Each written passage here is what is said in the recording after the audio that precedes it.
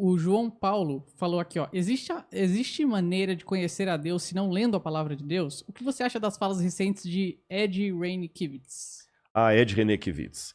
Deu muita polêmica. O Ed Renekiewicz é pastor da Igreja Batista da Água Clara, se eu não me engano, Água Branca. Eu esqueci o nome certo.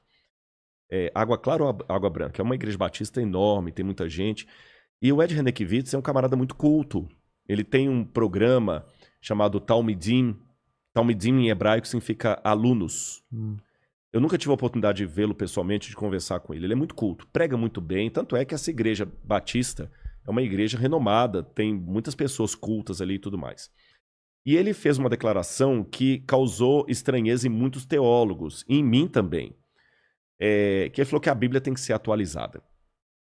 Eu confesso que eu não falaria como ele falou, mas eu também acho que eu não posso defender o que eu acredito de maneira desrespeitosa com o outro. E algumas pessoas foram muito desrespeitosas com o Ed René, sabe? Caíram matando em cima dele, assim, pá. Repito, eu discordo da abordagem teológica de Ed Renekiewicz. Estou falando aqui, 11 mil pessoas me ouvindo. Mas lembra o que eu disse, citando aquela frase, no essencial unidade, no não essencial diversidade, em tudo caridade? Mesmo eu discordando dele, Deus não precisa de mim como advogado, e sim como testemunha. O que eu acho é o seguinte, existe uma linha mais liberal de autores que acham o seguinte, a Bíblia é apenas um testemunho de Deus na história. Karl Barth, o grande teólogo suíço, dizia que a Bíblia não é a palavra de Deus, ela contém a palavra de Deus e tudo. E eu acho que o Ed René foi nessa vibe aí e acabou falando uma coisa que trouxe muita estranheza. Como eu vejo a questão de atualizar a Bíblia? Eu vejo assim, em ética você tem a ética e a moral. A ética é o princípio universal, é a reflexão sobre aquilo. A moral é localizada. Então vamos falar de princípio e aplicação de princípio. O princípio vale em todo tempo, em todo lugar, para todo mundo. Mas a aplicação do princípio muda de lugar para lugar. Dou um exemplo rápido. Princípio universal, respeito. Temos que ter respeito por todo mundo. Isso vale para todo mundo, em todo tempo, em todo lugar. Mas o princípio é etéreo, ele precisa ter alguma formação na geografia, na história, no contexto. Como que eu aplico o princípio do respeito entrando numa sinagoga, colocando o chapéu?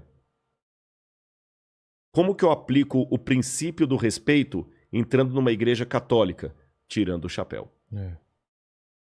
Como é que eu aplico o princípio do respeito entrando numa mesquita, tirando os sapatos?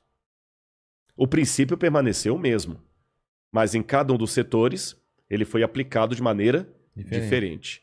A Bíblia é um livro que contém princípios, mas por ser um livro histórico, ela matiza esses princípios em situações localizadas. Específicas. Por exemplo, Deus, quando apareceu para Moisés, falou, tira a sandália dos seus pés, porque o lugar que você está pisando é terra santa. E quando eu vou para o Egito, eu vejo que realmente a crença egípcia é que diante de uma divindade, tira o sapato por respeito. Você está de boné. Se você for para uma sinagoga, você tem que ficar de boné. Se você for a uma missa, você tem que tirar o boné. O princípio não mudou. A aplicação dele, sim. O princípio é eterno. A aplicação é local, contextual, atualizável. É assim que eu entendo. E nesse aspecto, em parte, eu concordo com o pastor Ed Renekiewicz. Em parte, como eu falei, eu discordo. Tá bem? Na parte que eu concordo, eu digo isso. A Bíblia, ela é a palavra de Deus, fiel. A Bíblia fala que ela é justa para reprimir, para corrigir, para ensinar na justiça. A Bíblia não é jamais um livro ultrapassado. Nunca o será. A Bíblia não precisa de atualização, porque ela é a palavra viva de Deus, que se renova a cada manhã. Cai a erva, murcha-se a flor, mas a palavra do Senhor permanece eternamente. Nesse ponto que eu discordo da fala de Ed René. Porém, em que sentido que eu vejo propriedade na atualização do texto? É que se eu confundir princípio, que é eterno, com a aplicação do princípio, eu posso criar problemas. Por exemplo, eu como adventista, eu guardo o sábado. Mas no tempo de Moisés, quem transgrediu o sábado era pena de morte para o sujeito. Eu não vou agora apedrejar quem não guarda o sábado. Aí eu vou tá vendo, a Bíblia é obsoleta. Não é. O princípio do sábado, na época de Moisés... Valia para aquela época. O princípio vale para todo o tempo. Não, mas a forma, apedrejamento era para aquela época. Hoje não é. Você tá entendendo? É outra forma de analisar a coisa. Então, as pessoas às vezes confundem o que na Bíblia é princípio com o que é aplicação. Perfeito. E não fazendo essa distinção, você cria muitas heresias e muitos exageros e muitos fanatismos. Porque, por exemplo, Paulo falou que na igreja a mulher deve ficar calada, não falar nada. Ah, é? Só que dentro daquele contexto, fazia todo sentido o que Paulo estava dizendo. Tirar aquilo fora de contexto causa problemas. Total. Um último exemplo. No Antigo Testamento, Deus falou que quando a mulher estivesse menstruada, o homem não devia chegar perto dela e tocar nela. Por que Deus falou isso? Gente, muito simples. O povo de Israel que saiu do deserto eram escravos, completamente provincianos, estúpidos até falar chega, porque eles eram escravos. Não eram pessoas cultas.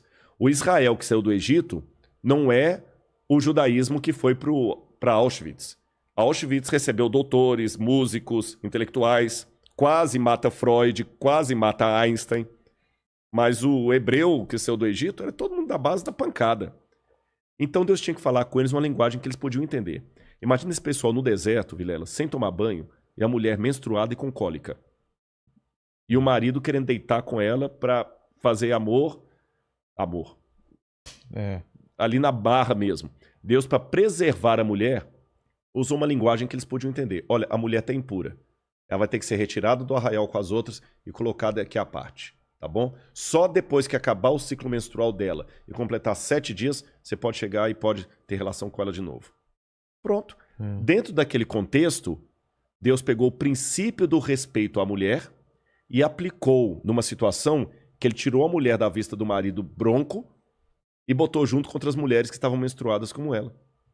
Agora, se eu confundir o princípio com a aplicação, eu vou começar agora a criar uma doutrina na igreja que mulher, quando está menstruada, não pode dormir no quarto com o marido, que na Bíblia está falando isso.